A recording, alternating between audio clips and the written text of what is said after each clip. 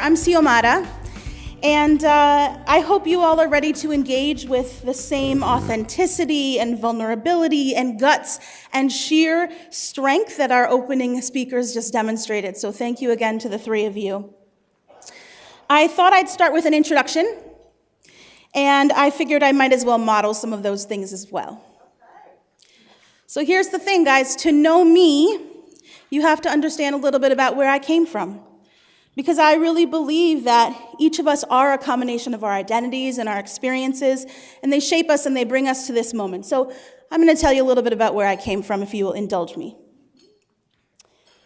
My Roman Catholic, Puerto Rican and Cuban mother from the South Bronx met my Muslim Indian father from Bombay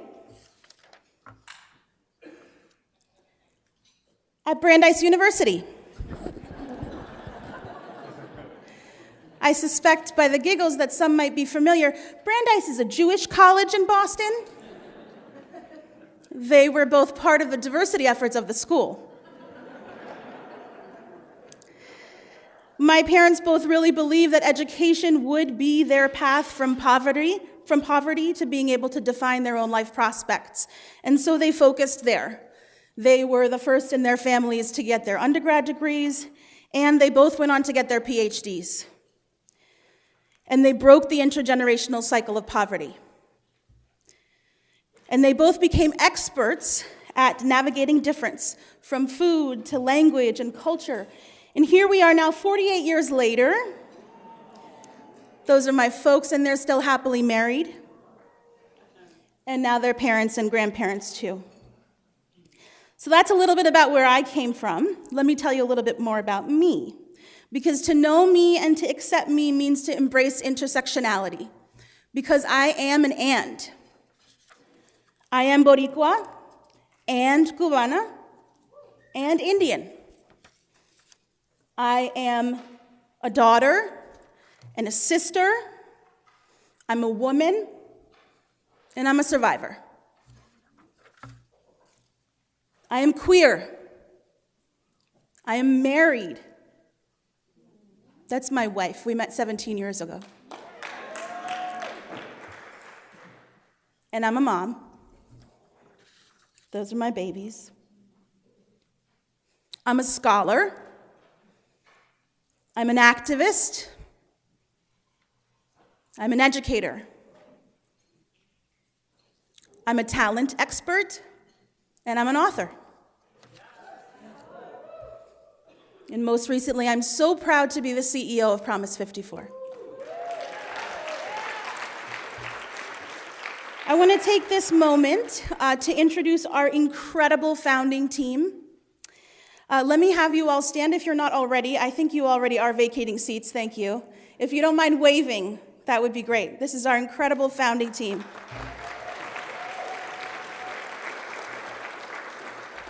This is a team that is rich in diversity of identities, professional backgrounds, and perspectives. We each have our own formative experiences within dominant culture where we have experienced the cognitive drain that comes from navigating these environments.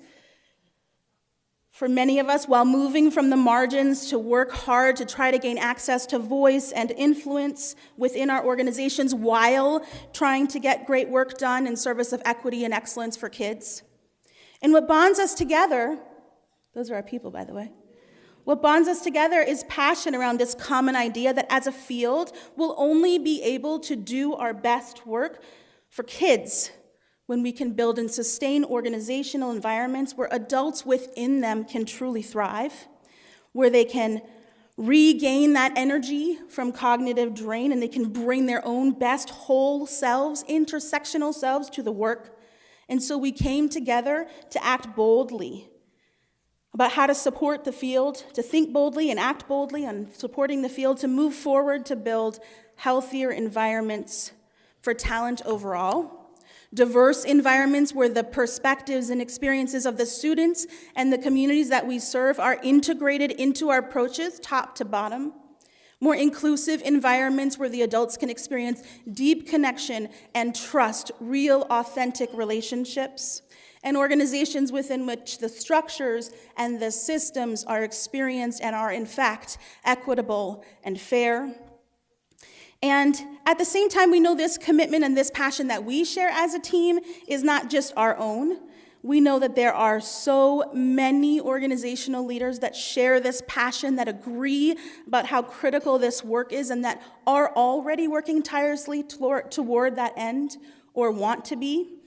And so we were so excited about this idea of bringing together and starting a cohort of these organizational leaders, of you all, and structuring an experience to help you all to fuel personal work and organizational work toward that end. So, that's enough about us. Let's talk about you. There are 54 organizations represented in this cohort.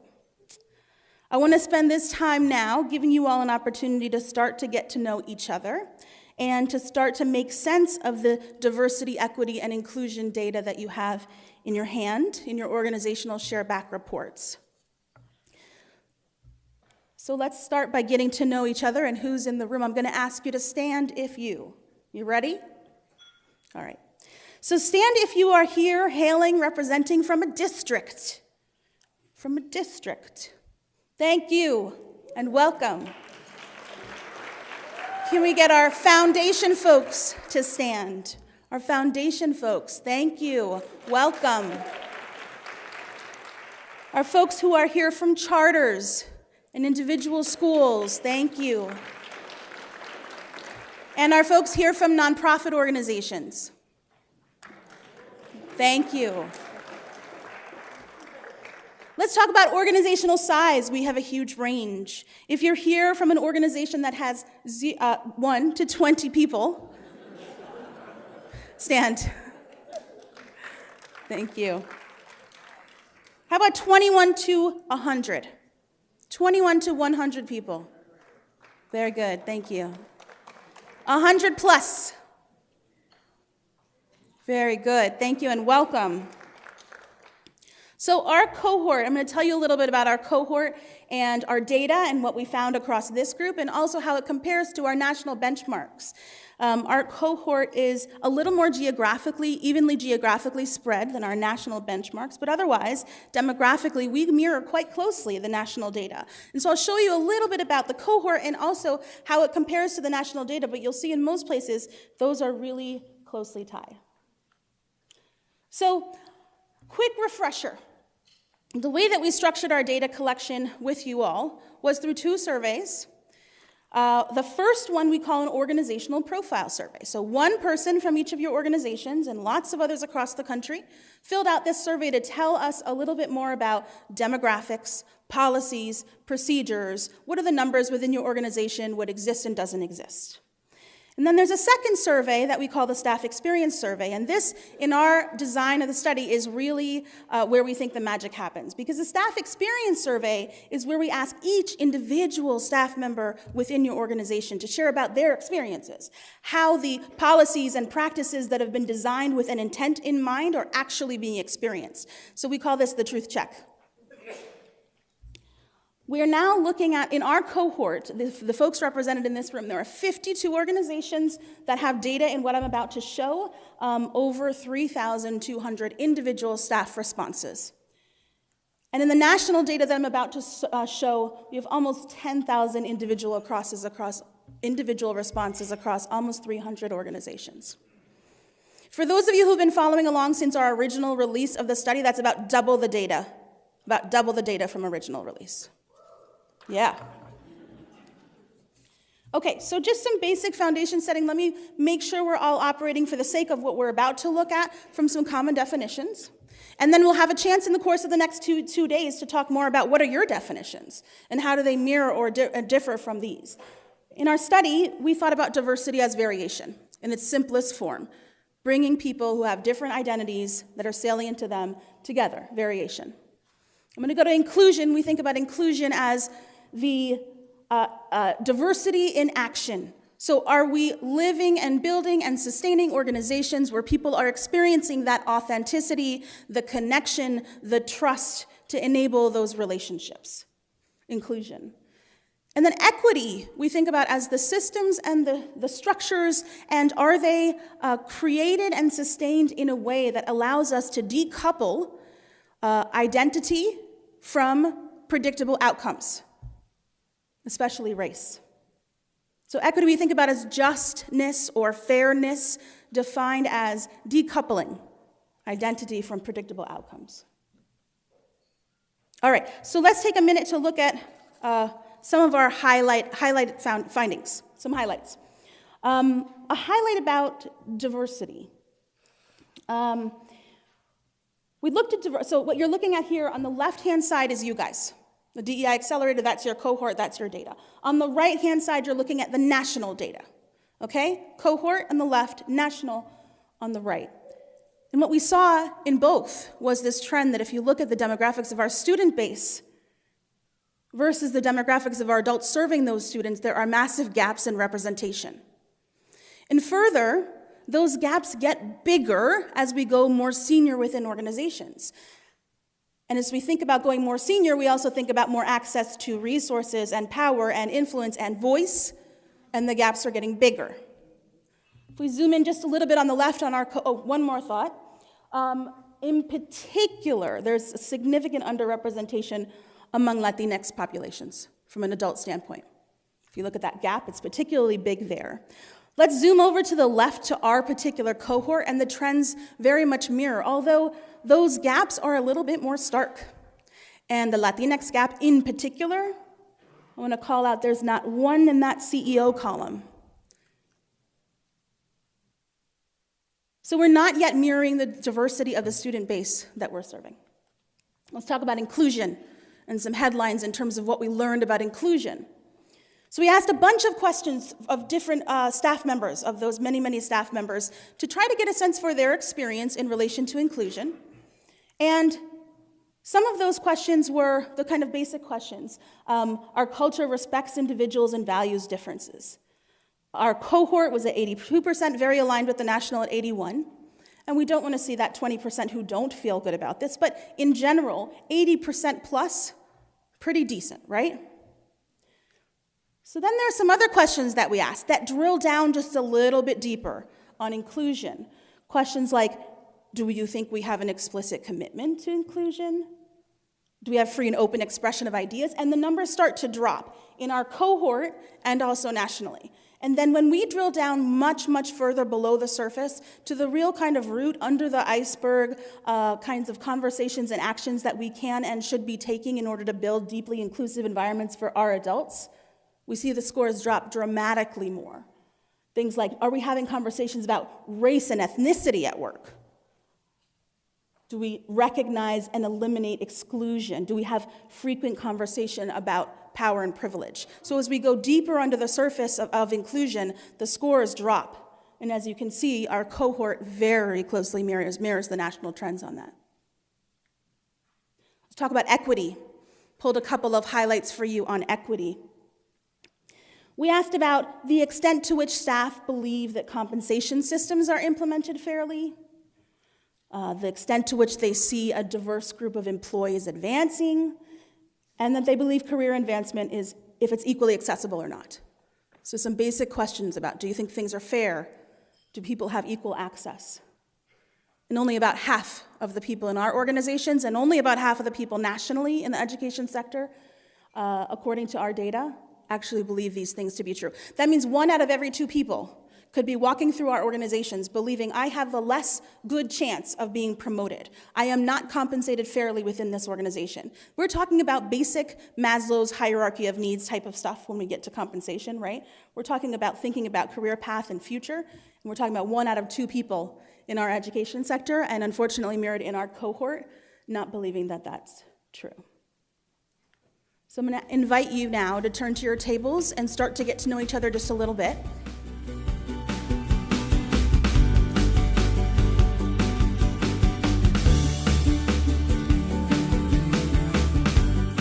Take a look at what are organizations doing today so that we can get a sense for what's in play, what are organizations trying, what haven't they tried so far. And so we looked at organizational practices across these 5 different categories. There's 2 key messages I want you to hear before I show you some of the data that came as a result.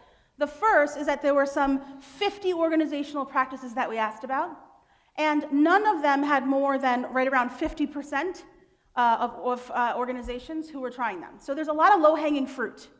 There's a lot of low-hanging fruit is one key message. The other is that this is not a menu, right? So I don't think it will come as a surprise to most folks in the room that, unfortunately, I cannot give you a handout with the 50 practices and you check your way down the list and all of this will be done. All of your work will be done. So this is not intended as a checklist, but to get a sense for what our organization's already trying. So the first thing we looked at was policies and structures. And there's a whole bunch of different policies and structures we looked at. And then the percentages that you're looking at are what percent of organizations are using those, are trying those, have those in existence.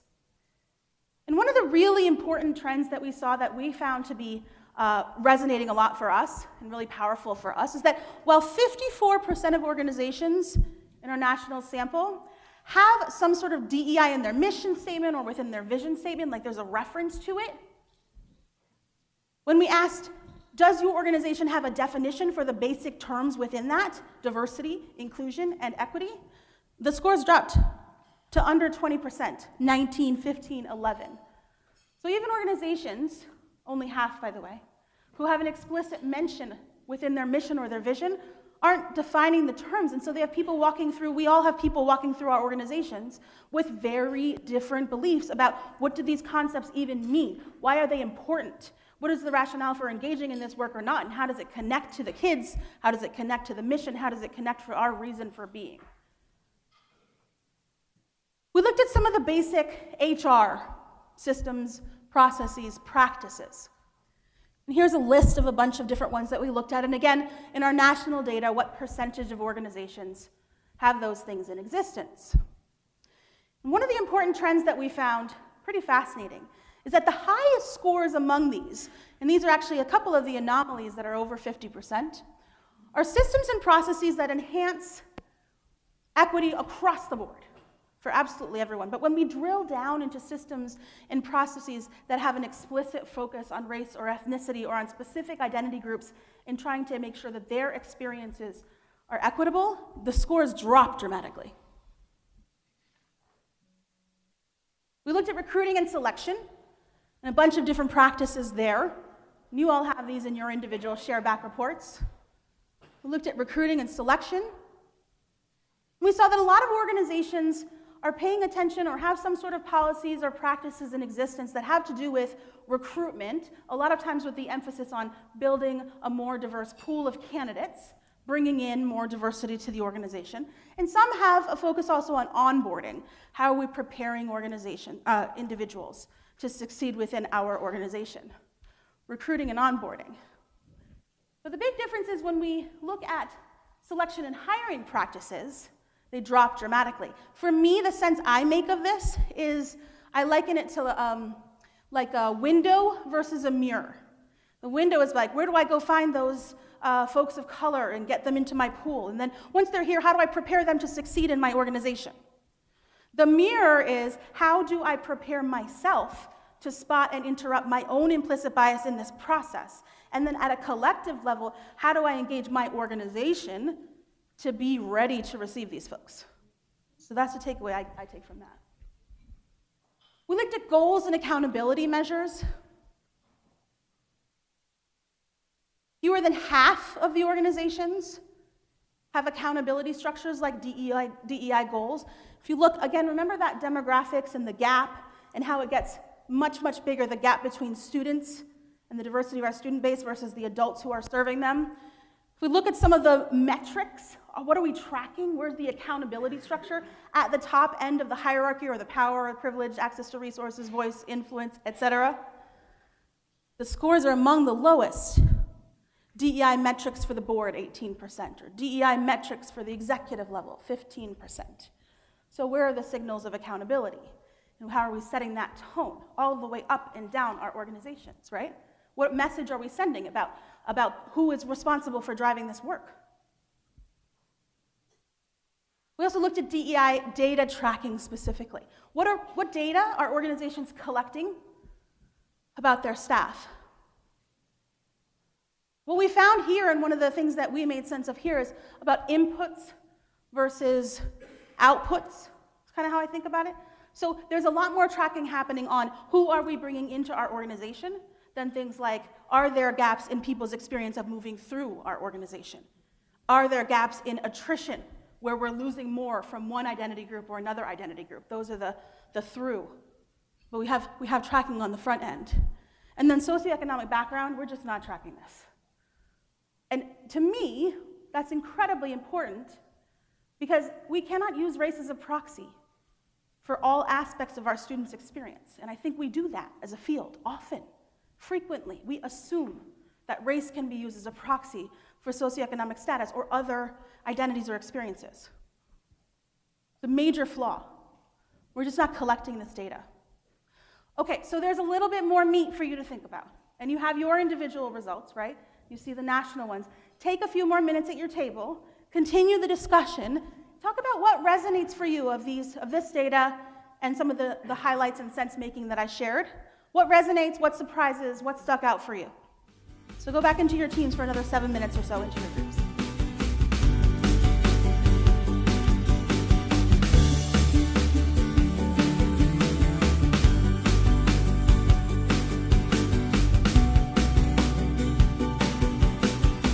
One last section of data that I wanted to share with you all so we can then dig into a little bit together, or start to dig into.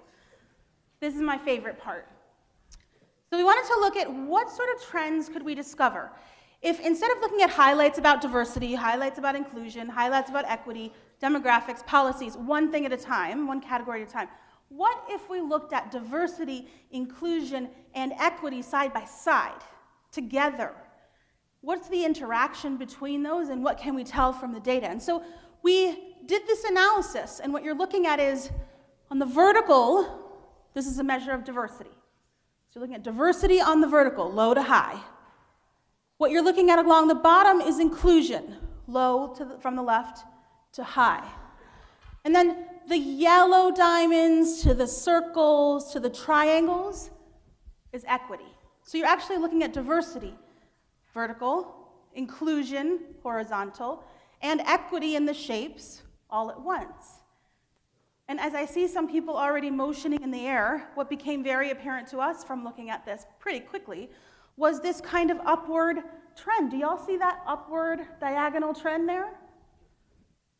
We think about low equity as the yellow diamonds, medium equity as the circles, high equity as the triangles. As we go from low to high, there's this up and to the right diagonal, which we found really fascinating. And I find it particularly fascinating because a lot of times when we engage with organizations in this work, their instinct can be to start with diversity. We have got to diversify our staff. Or maybe a step further, we've got to diversify our leadership team. And that's critically important, but what this says to me is that it is far from enough. Because if focusing on diversity were enough, then all we'd have to do is move up to see things like ultimately how are people experiencing the organization from a fairness perspective. That should move as we just go vertical, but it doesn't move until we add inclusion in. So we often think about equity as kind of like where the rubber meets the road. Where the rubber meets the road. At the end of the day, are people experiencing our environments as fair, as just, as modeling the kind of justice that we're trying to create every single day in society? So if we think about equity as where the rubber meets the road, we're not seeing it happening until you're adding both the inclusion aspect and the diversity aspect together. So we said, let's take this one step further and see if we looked at the corners, could we learn anything interesting? If we looked at the organizations that are clustered in the corner, would there be any interesting learning? And so we did that. We looked at the organizations in the corners, and there were, in fact, some fascinating insights that came from that. By the way, if you see these blue circles, that's you guys. This is our cohort. So what you're looking at is the national data set, and everywhere that there's a circle, that's one of the organizations in this room. So you'll see that we're actually fairly well split across here, which means we're fairly well split into what we created as these 4 organizational profiles, which really are the 4 corners. I'm going to talk you a little bit through each one, and then give you a chance to think about where do you stand and why. First is our early stage. Our early stage organizations are the lower left, right? Lower left, early stage.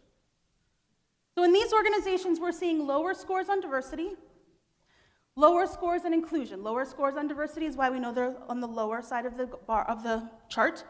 Low on inclusion is why they're toward the left. We're also seeing them low on equity, right? We haven't seen those shapes start to move yet. We also saw really high instances of discrimination that people were self-reporting, either having witnessed or having experienced themselves. You want to talk about, at the end of the day, like how to make a culture feel, the sort of measure of inclusion that could be like bottom line at the end of the day, like I experienced or I witnessed discrimination. And that's why we track it, because we think that beyond the fact that it's just important data to have by itself, it's a really critical measure of the core of inclusion and what people are experiencing. And we saw with our early stage organizations, low diversity, low inclusion, low equity, and high instances of discrimination. And that was national, by the way, not just the folks in this room. What we also saw as we drilled a lot deeper into comments and the specific questions, et cetera, is that there seems to be this perception among these organizations that there may be a really good intentions from management, the commitment, the intentions may be there, but from a commitment standpoint, there seems to be a perception that the commitment's not there. So the intention is good, but when it comes to committing resources or time or energy or having our senior-most people modeling the right behaviors, the perception or the experience of staff members is that intention is not translating to commitment. That's how people are experiencing. In terms of diversified organizations, we're now moving up the left-hand side. So these are organizations that are making some good progress on diversifying the demographics. But guess what? As I alluded to before, inclusion's not moving. Inclusion's still low. That's why we're over to the left. Equity's not moving. Those shapes are not changing. And the instances of discrimination didn't change either. Really high instances, relatively speaking, still, of discrimination being witnessed or experienced. So one of our hypotheses, again, from drilling a lot more into the comments and the data and the nuances and the texture and the color, is that perhaps in these organizations, there could be a bit of a mindset of assimilation. Like, we need to diversify our staff and or our leadership team and help folks to be successful here in our organization that we have built in our way, right? Which we call a sort of mindset, a sort of assimilation mindset. We got to watch out for that within diversified organizations. Next, we move to our kindred organizations. Now we're on the bottom right quadrant. So these organizations are really low on diversity typically. That's why they're on the bottom side of that chart. But they're all the way to the right. All the way to the right, meaning really high on inclusion, really high on equity. The staff is legitimately experiencing these organizations as deeply inclusive and deeply equitable. So we scratched our head for a second on this one, and then we said, oh, these are typically fairly homogeneous organizations, right? And we actually have, because we have the privilege of having the data, we could drill in and see that these are vast majority white, homogeneous organizations where people are legitimately feeling like this organization was built for me. I feel great, right? That's real, that's a real experience, but these organizations are not getting any of the benefits, the myriad benefits that we know exist from diversifying our organizations. So now we go to the upper right quadrant. These are our advanced organizations. By the way, low instance of discrimination here, as you would probably expect. So discrimination score is much better, low instances. Okay, moving on to advanced organizations. So now we are high on diversity, high from a vertical, high on inclusion. So these organizations have made some good progress from a diversity standpoint and an inclusion standpoint. We are seeing equity as much, much higher. This is the other side of that upper right trend. And in these organizations, we do in fact see substantially lower instances of discrimination. So one of the interesting things about these advanced organizations, as we drill down a little bit to understand them a little more, a number of them actually were founded by an individual or a founding team that had diversity, equity, and inclusion built into its fabric from the beginning. So many of these organizations have actually had this from the very, very beginning. And one of the challenges that we find organizations in this profile can face is that oftentimes, because this was so organic and so in the fabric, in the water from the beginning, the policies and the practices haven't necessarily been documented, which can put organizations in this profile at a real risk. Think about an organizational inflection point. A CEO retires, a leadership team turns over, dramatic growth. The policies and practices that got us to success today may not be equipping us to sustain that success through an inflection point into the future. So that's one of the big risks we see with organizations in this profile. I want to take you one more step, and then I'm going to give you a chance to talk about where you guys are. So then we said, what else can we learn about these? And we layered on something that we created called intent to stay. So many organizations in our field are not tracking retention data disaggregated by identity that we couldn't actually ask and get a good database around retention by identity. So that's what we wanted to know. So we created this proxy measure for retention, which we call intent to stay, which all of you completed, or vast majority of you completed that second survey. So you saw questions about how likely are you to be in this organization in 3 years? That's our intent to stay measure. How likely are you to be in this organization in 3 years? And then we aggregate the responses across the organizations. And then we aggregate those responses across similar organizational profiles. And guess what we found? On the left-hand side, the intent to stay scores were really low. 36 and 38% of the staff intending to be here 3 years from now. As organizational leaders, we know how costly it is, psychologically and literally, to be dealing with turnover, right, in our organizations. 36 and 38% intending to be here within 3 years, which means the flip of that, intending to be gone. But if we move over to the right-hand side, those numbers jump up dramatically.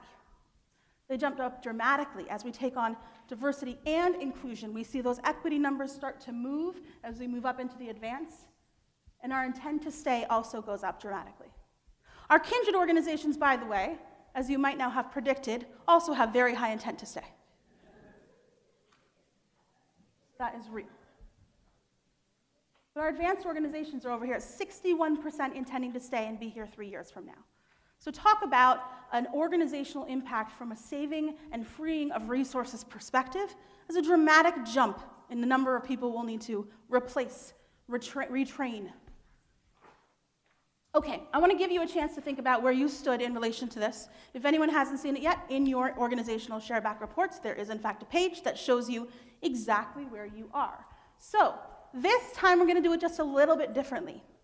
When I say go, that's my teacher.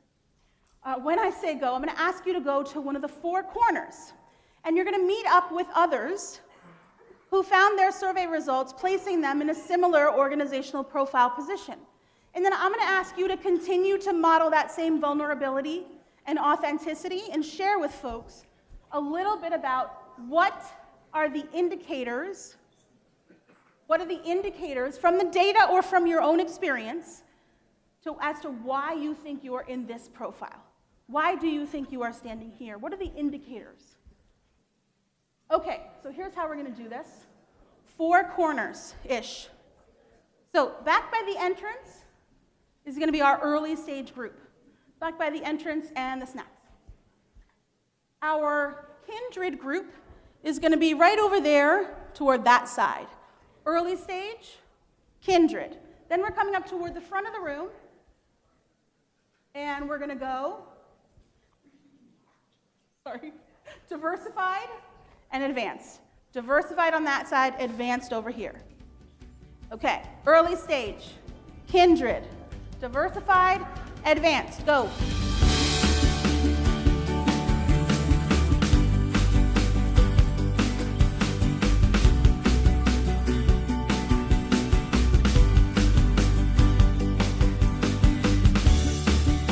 So, too much to talk about. Right? It's good. It's good. This is just a starter. It's a teaser. And we have the next 2 days together, today and tomorrow. We have the next 7 months together to help support each other in our progress this year. And hopefully from there we have the relationships to continue support ongoing. So not surprising, just a teaser. Let it be a conversation starter, and we'll continue as we go. I want to take this last couple of minutes then to preview where we're going to head from here and what happens from here. First of all, if this teaser has gotten you into the point where you've got lots and lots of questions about your data specifically, you're not sure what to make of something, we are having something called Data Office Hours. I want to introduce Lyle and Leslie. Can I get you to stand up for a minute and wave wherever you are? Thank you. So Leslie's right there in the back. And Lyle, where are you? Okay, no problem. So Lyle and Leslie work with our Promise 54 team, and they have for quite some time, going on 2 years.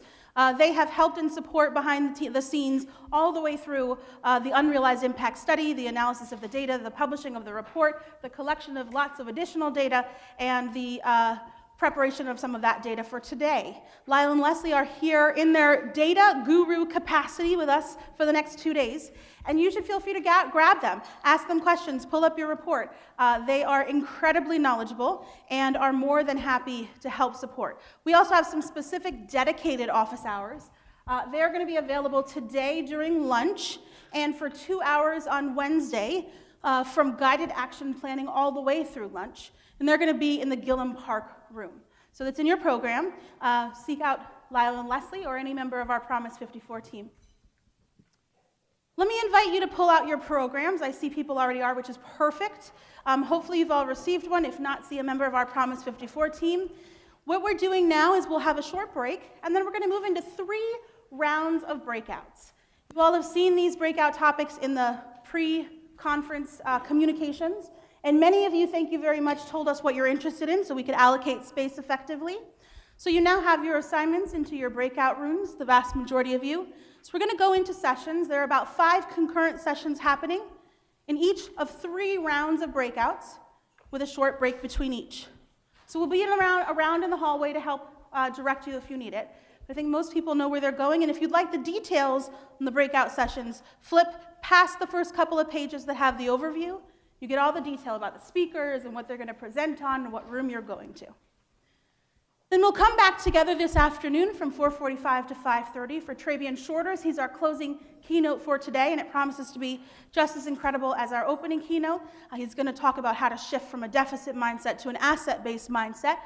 And then we'll go straight to shuttles right outside, which will take you back to the hotel for a short break. And then tonight we'll have dinner together and have a chance to just relax and enjoy each other, build some more relationships, continue your conversations over game night. Tomorrow, we'll start again early morning with options at the hotel, just like today. And then we'll get started just like today, 8:30 in this room again. And then tomorrow, you will spend the vast majority of the day in your organization groups and then sharing across organization groups, taking everything that you learned from your own lived experience, your own organizational data, and all the different sessions today, and crafting for yourselves a 1-year plan. What are you going to seek to move forward on this year?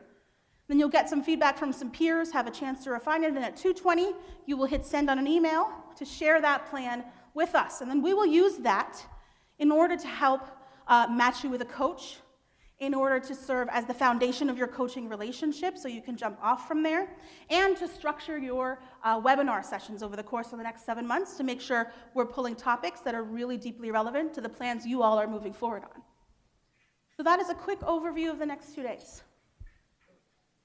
Let me invite you, as you engage in these sessions, to think really intentionally about what you need in order to engage fully.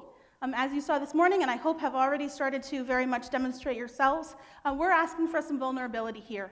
I can't tell you how many folks actually asked if they could come and observe this convening. There was a lot of people that were super interested in what are the conversations going to be and what are the speakers going to say, and can we come observe what's going to happen? And we said, we feel like what we need to do is really focus hard on protecting a sacred space where people can engage in full vulnerability. And so everybody that's going to be in the room, in the building, should be in this building because they're participating and going there themselves to a place of vulnerability and learning and connection, or because they are presenting and serving as a specialist to help guide others, or both. And so everyone, in fact, in this building for the next 2 days is in one of those 2 capacities, and I hope that not having observers gives people a little bit of freedom to engage really fully. And I also want to introduce a couple of norms and invite you to share with your colleagues throughout the day, today and tomorrow, what else you need in order to do that. So one of them is intent versus impact. For anyone who hasn't heard this one before, it's the idea that sometimes our intent, what we intend, does not match how our words or behaviors are experienced from an impact perspective by others. So I want to invite people to go beyond intent and think about, question, engage in, talk about the impact of our words and our behaviors. And on the flip side, I want to ask people to engage in questioning about what was the intent there, right? So that we can decouple or disaggregate intent from impact.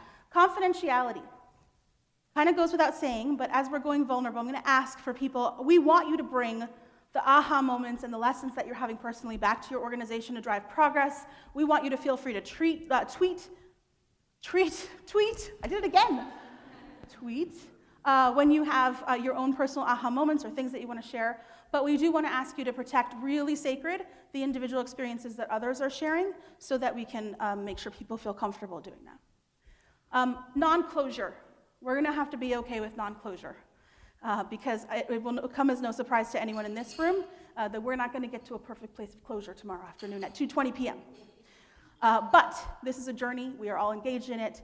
Non-closure can be really uncomfortable, and if we need something from ourselves or each other to work through that discomfort, I'm going to ask people to go there and say what they need. But we are going to have to expect and accept some non-closure.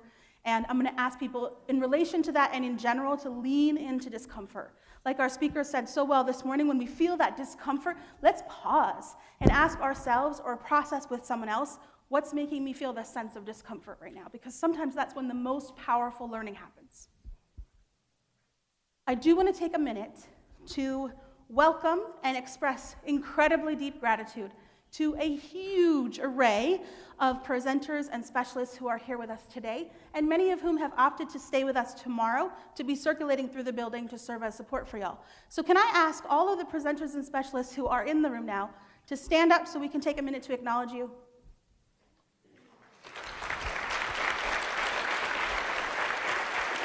Thank you.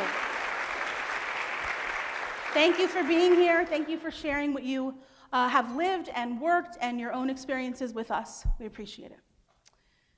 Okay, finally, I want to end us right where we started with students at the center.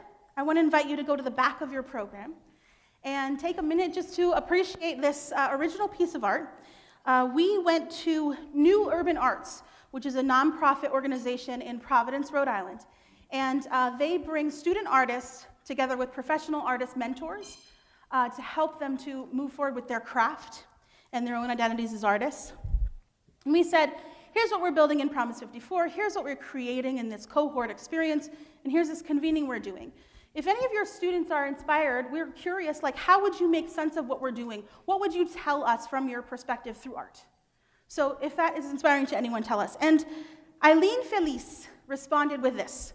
So this is an original piece that she created. She's a 16-year-old sophomore from the Met High School in Providence, Rhode Island. Both of her parents are immigrants from the Dominican Republic, and she has been doing art for her entire life in lots of mediums, pencil, acrylic paint, and ink. She's also a musician and plays saxophone and ukulele. And the piece came through so beautiful, and we said, can you just tell us a little bit about your inspiration? I just want to take a minute to close us out by reading to you what she said. She said she was working from the idea that working together can lead to bigger impact. She said the hands of color represent youth and authoritative figures working hand in hand to break down oppressive systems. She said the uncolored hands represent the systems and oppressive structure that America has strongly built over the years. The void represents all of the struggles that people of color have faced to get the education that they rightfully deserve.